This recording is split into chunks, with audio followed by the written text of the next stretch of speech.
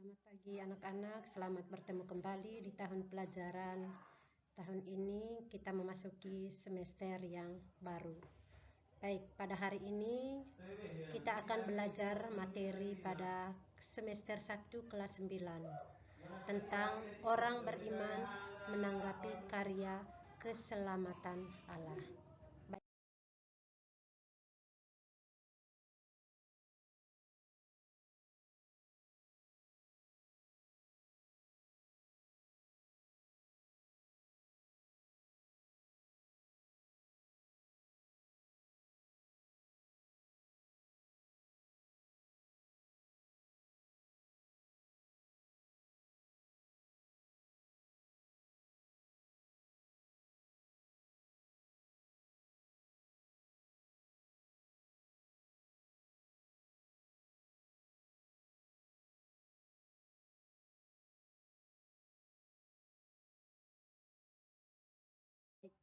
Anak-anak sekalian, ada beberapa subtema dalam materi kita pada awal semester ini. Yang pertama tentang Allah adalah sumber keselamatan yang sejati.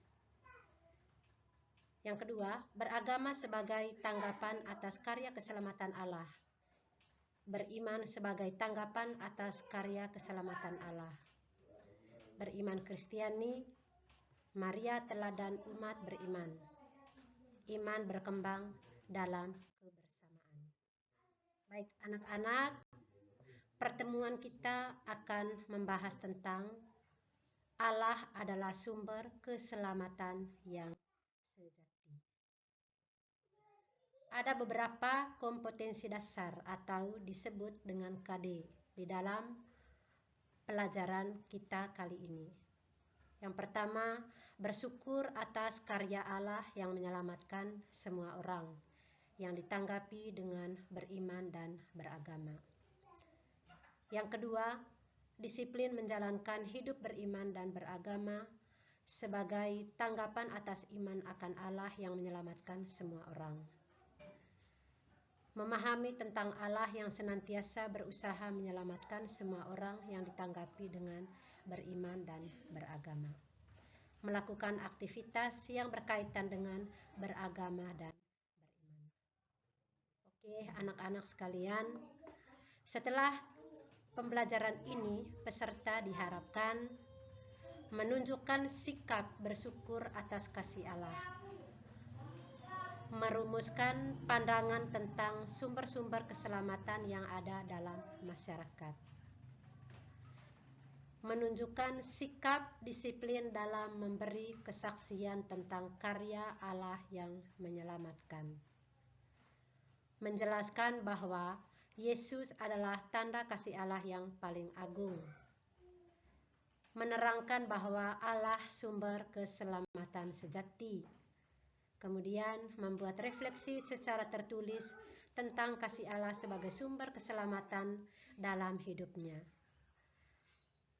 menjelaskan bahwa manusia membutuhkan Allah, kemudian menceritakan pengalaman dikasihi Allah.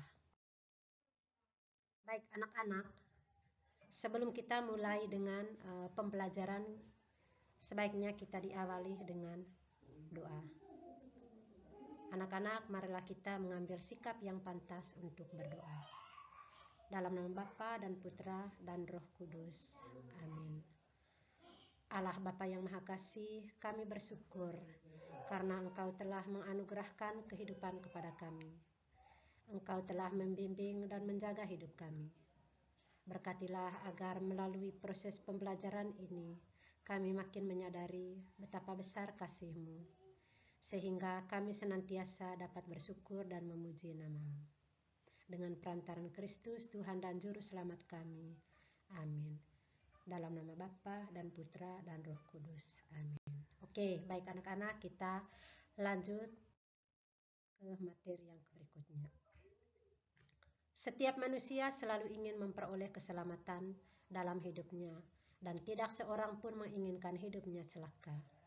Maka manusia akan berusaha untuk memperoleh keselamatan dengan berbagai macam cara. Ada yang menyadarkan keselamatan hidupnya pada benda-benda atau kalimat yang dianggap memiliki kekuatan gaib. Sebagian orang beranggapan kekayaan dan barang-barang duniawi dapat memberikan jaminan keselamatan dalam hidupnya. Ada pula yang menyadarkan kemajuan ilmu pengetahuan dan teknologi sebagai sumber keselamatan. Mari kita dengarkan cerita berikut ini. Mari kita membaca kitab suci dalam Kisah Para Rasul bab 17 ayat 16 sampai 34.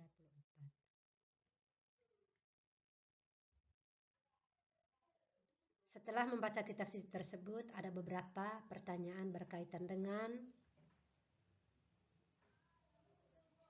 materi yang kita bahas secara bersama hari ini. Bagaimana pemahaman orang Athena tentang sumber keselamatan? Apa yang dilakukan oleh Paulus melihat keyakinan Athena tersebut?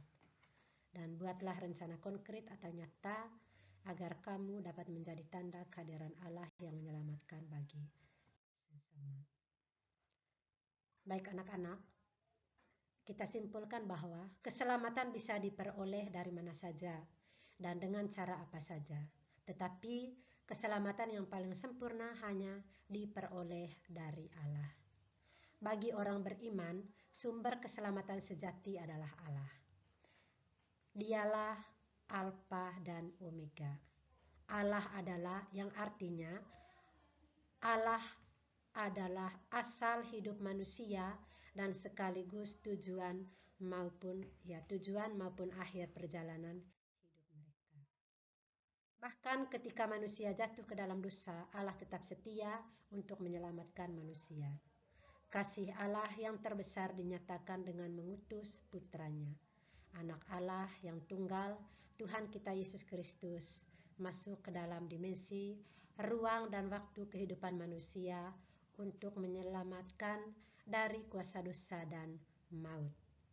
Ia rela menanggung penderitaan dan mengorbankan dirinya dengan wafat di salib demi menyelamatkan manusia dari dosa.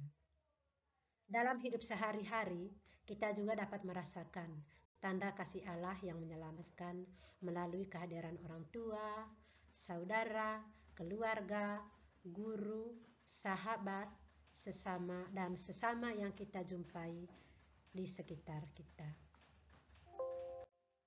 Menyadari akan begitu besar kasih Allah dalam upaya menyelamatkan manusia, maka manusia dituntut untuk menanggapinya dengan menyerahkan diri secara total kepada kehendak Allah.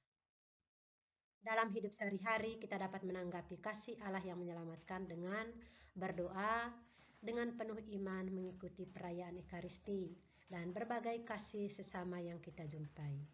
Kita dapat menyisihkan sebagian dari yang kita miliki untuk membantu mereka yang kekurangan, membantu teman kita yang kesulitan dalam memahami materi pembelajaran di sekolah, menjenguk dan mendoakan teman yang sakit, membesarkan hati mereka yang lemah karena penderitaan dan sebagainya. Baik anak-anak, materi kita hari ini sampai di sini ya. Saya mau menanyakan kira-kira bagaimana perasaan anak-anak pada materi hari ini. Baik anak-anakku yang terkasih, kemajuan zaman yang demikian pesat tidak menjamin manusia lebih beriman. Mereka seringkali melupakan Tuhan dan menyandarkan hidupnya pada hal-hal yang bersifat duniawi. Mereka lupa bahwa Tuhanlah yang menciptakan alam semesta dan isinya. Kemudian yang berikutnya, Dialah yang memberi nafas kehidupan. Tuhan penguasa alam semesta. Ketetapan adalah mutlak, tak dapat diganggu-gugat oleh siapapun. Sadarkah kita tentang hal itu? Apakah kita sungguh-sungguh menyerahkan hidup kita kepada Tuhan? Yakinkah kita bahwa Tuhan menjadi sumber keselamatan sejati bagi hidup kita? Mari kita hening sejenak. Mari kita refleksikan perjalanan hidup kita selama ini. Baik anak-anak. anak-anak, untuk hari ini kita sampai di sini dulu. Sebelum kita menyelesaikan pertemuan kita hari ini, kita sebaiknya kita ditutupi dengan doa.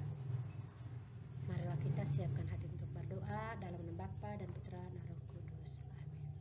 Allah Bapa yang kekal dan berkuasa, Engkau adalah sumber kehidupan kami. Engkau adalah pusat hidup kami dan Engkau adalah tujuan hidup kami. Tidak ada kekuatan lain selain yang berasal dari-Mu. Buatlah kami selalu hidup seturut kehendak-Mu, sebab Engkaulah Tuhan dan Juru Selamat kami. Amin. Dalam nama Bapa dan Putra dan Roh Kudus.